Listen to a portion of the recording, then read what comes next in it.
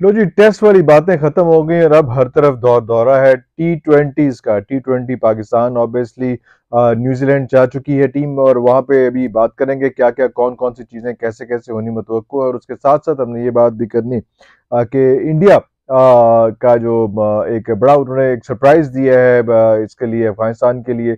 T20 series उनकी शुरू हो रही है 11 तारीख से, तो उसके बारे में भी बात करेंगे।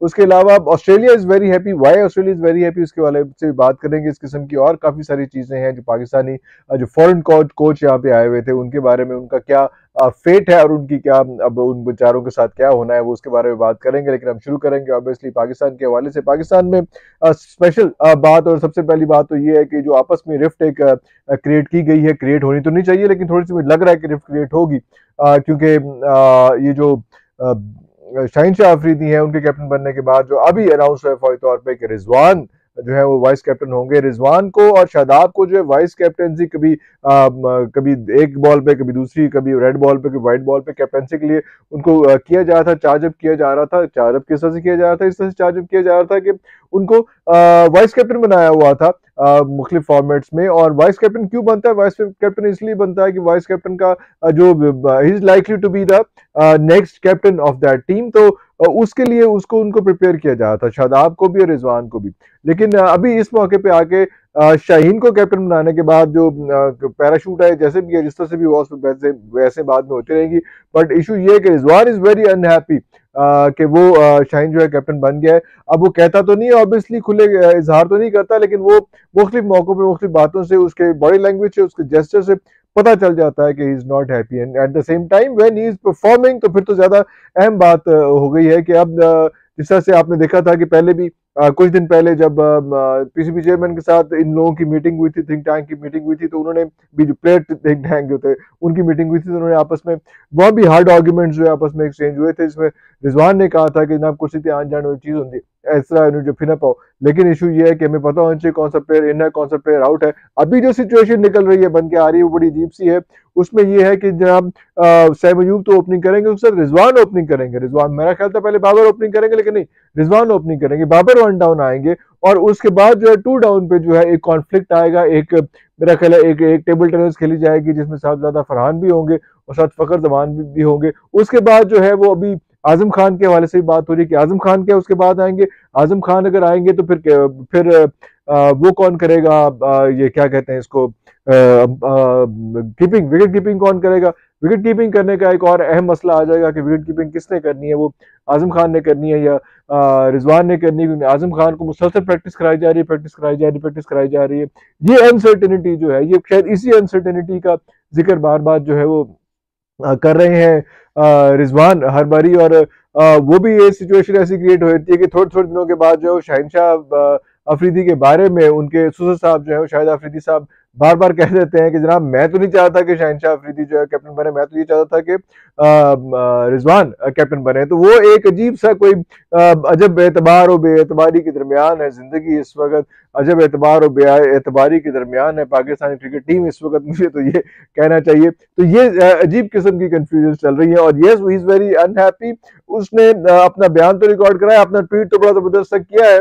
और शादाब ने शादाब की वजह से गिटे का मसला, उन्हें पता नहीं गिटे का मसला सचमुच है गिटा खराब है कि ए वाला गिटा खराब है कि ए वाला गिटा खराब है, केड़ा गिटा खराब है, कोई गिटा खराब है शादाब जो है डोमेस्टिक में उसको चोट तो लगी थी, लेकिन शादाब इस पूरे टूर्नामेंट से सब चीजों से बाहर हो गया था।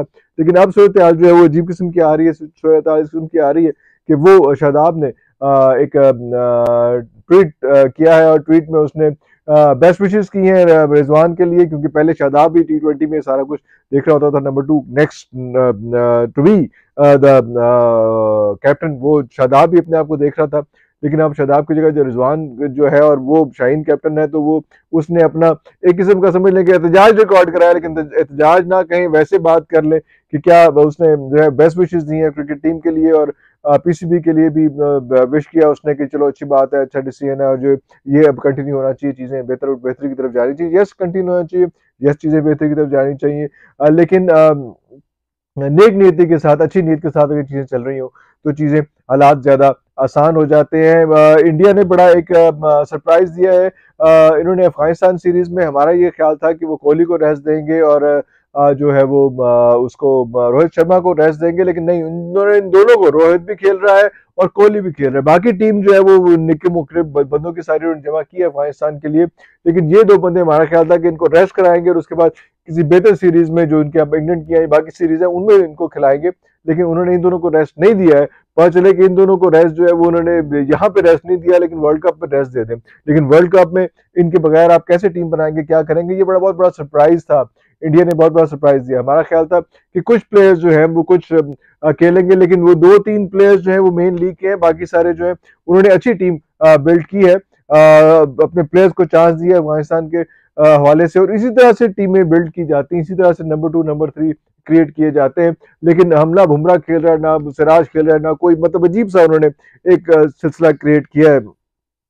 अच्छी टीम मेरा ख्याल है वो लेके आएंगे, और साथ जो मेंटर्स दो खेल रहे होंगे, जिसमें से ऑब्वियसली एक वो है ये रोहित शर्मा है, और दूसरा जो है वो विराट कोहली है। जब उनके साथ सारी टीम खेलेगी तो एक अच्छा कितना जबरदस्त किस्म का जेस्चर जो आएगा। Virat Kohli is not captain and Rohit Sharma is captain, तो कैप्टन वही रहेगा, और बाकी सब लोग, हालांकि कैप्टन पिछले मैचेस में उन्होंने इसको कैप्टन नहीं बनाया था। मैं वीडियो लंबा जा रहा है, मैं आपको बता दूं कि Australia is very happy, Australia is very happy in Pakistan Australia series. ये नहीं कि उन्होंने बड़े अच्छे तरीके से खेल जीत ली, व्हाइट वॉश कर लिया, सारा कुछ कर लिया, वो तो एक इवेंट है, वो तो एक it was written on the wall.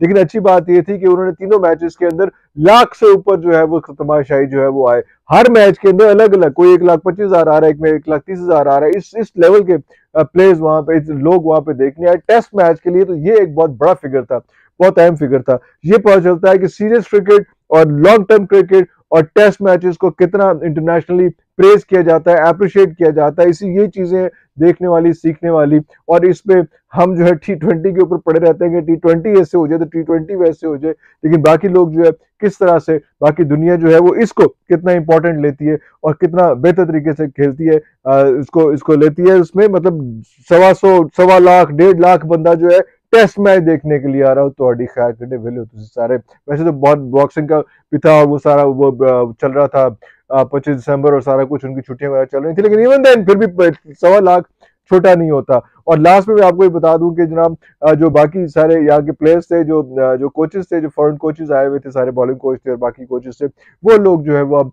Matthew वगैरह, वो सारे लोग जो है वो अब लग ये रहा है कि वो छोड़ के चले जाएंगे, और इस बार जब छोड़ के जाएंगे तो यहाँ पे पाकिस्तान में कोई फॉरेन कोच नहीं आना, हमारे पास हफीज ही रहना है, हमारे पास वहां भी रहना है, इसी किस्म के लोग हमारे पास रहने हैं, और वो आपस में अपनी भी लागतबाजी निकालेंगे और सारा कुछ करेंगे, ये सारा कुछ चलता रहेगा। सो अभी तक के लिए इतना ही है, लेकिन इंपॉर्टेंट बात यह है, अहम बात यह है, असल बात यह है कि किसी तरह से इन चीजों को बेहतर बनाया जाए, पाकिस्तान क्रिकेट को बेहतर किया जाए, पीसीबी को जरा थोड़ा सा स्ट्रांग बनाया जाए, बेहतर बनाया जाए। और क्योंकि जो पर्चियों पे आते हैं, जो सिफारिशों पे लोग बड़ी सीटों पे आते हैं, वो लोग फिर सिफारिशों पे ही लोगों को रखते हैं, वो फिर जो है वो अगर खुद टैलेंट पे नहीं आए होते तो फिर टैलेंट पे किसी को रख भी नहीं पाते। That is a very sad part of the story जो अभी हमारे सामने होता आ रहा है। लेकिन चले, किसी दिन हम भी सीख जाएंगे। हफीज भी कहते हैं कि हम सीख रहे हैं, चलो वो भी अब इतनी जिंदगी गुजारने के बाद अगर सीख रहे हैं, चलो फिर असी भी सीख रहे हैं, कर लो जो करना है। अगले व्लॉग तक के लिए इजाजत दीजिए। पाकिस्तान जिंदाबाद।